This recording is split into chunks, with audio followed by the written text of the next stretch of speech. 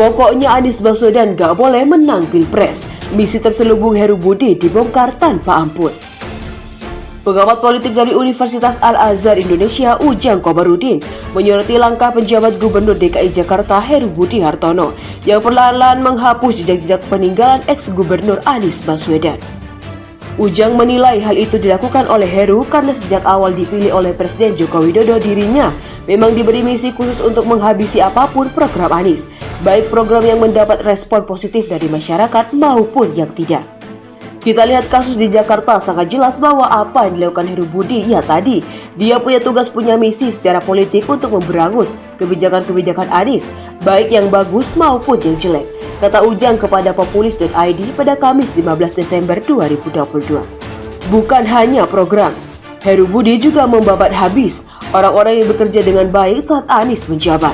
Bukan hanya di lingkungan Pemprov DKI, tapi juga di jajaran direksi Badan Usaha Milik Daerah atau BUMD, seperti yang terjadi di PT Jakarta Propertindo atau Jakpro.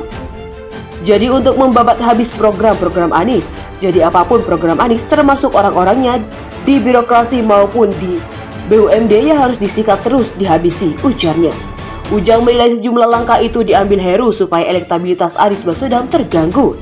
Mengingat saat ini Anies tengah berjuang di bursa pencapresan demi mendapatkan tiket di Pilpres 2024. Agar ketika Anies menjadi capres, seandainya Anies mendapat tiket itu elektabilitasnya tidak bagus. Lalu juga ketika menjadi capres paling tidak di DKI kalah, ujarnya.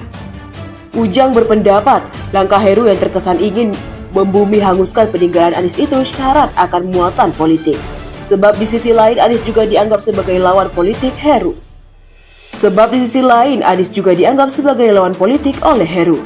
Jadi sangat jelas arahnya pada persoalan Pilpres 2024 dan itulah dinamika politik di kita seperti itu yang terjadi, kata Ujang. Anies ini dianggap lawan politik, makanya apapun harus didegradasi. Apapun harus dihancurkan agar ketika nyalon Pilpres bisa kalah di DKI atau di nasional, sambungnya.